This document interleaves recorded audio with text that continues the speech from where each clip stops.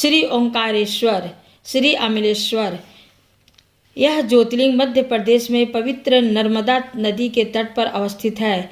इस स्थान पर नर्मदा के दो धाराओं में विभक्त हो जाने से बीच में एक टापू सा बन गया है। इस टापू को मन्धाता पर्वत या शिवपुरी कहते हैं। नदी की एक धारा इस पर्वत के उत्तर और दूसरी दक्षिण होकर बहती है। दक्षिण वाली धारा ही मुख्य धारा मानी जाती है। इसी मन्धाता पर्वत पर श्री ओंकारेश्वर ज्योतिर्लिंग का मंदिर स्थित है। पूर्व काल में महाराज मन्धाता ने इसी पर्वत पर अपनी तपस्या से भगवान शिव को प्रसन्न किया था।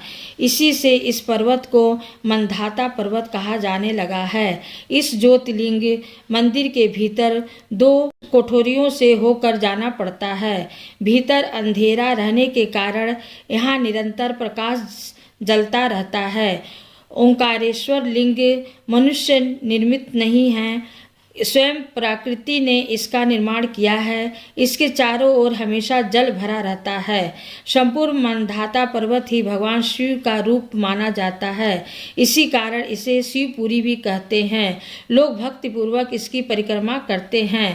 कार्तिक की पूर्णिमा के दिन यहाँ बहुत भारी मेला लगता है। यहाँ लोग भगवान शिव जी को चने की दाल चढ़ाते हैं। रात्रि की शयन आरती का कार्यक्रम बड़ी भावुकता के साथ होती है। तीर्थ यात्रियों को इसके दर्शन अवश्य करने चाहिए। इस ओंकारेश्वर ज्योतिर्लिंग के दो स्वरूप हैं। एक को अमलेश्वर के नाम से जाना जाता है। यह नर्मदा के दक्षिण तट पर ओंकारेश्वर से थोड़ी दूर हटकर है। पृथक होते हुए भी दोनों की गणना एक ही में की जाती है। लिंग के दो स्वरूप होने की कथा पुराणों में इस प्रकार दी गई है। एक बार विंध्य पर्वत ने पार्थव अर्चना के साथ भगवान शिव की 6 मास तक कठिन उपासना की। उनकी इस उपासना से प्रसन्न होकर भूत भावन शंकर जी वहां प्रकट हुए।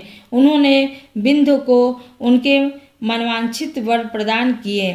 विंध्याचल की इस वर प्राप्ति के अवसर पर वहां बहुत से ऋषिगण और मुनि भी पधारे। उनकी प्रार्थना पर शिव जी ने अपने ओंकारेश्वर नामक लिंग के 2 भाग किए। एक का नाम ओंकारेश्वर और दूसरे का अमलेश्वर पड़ा।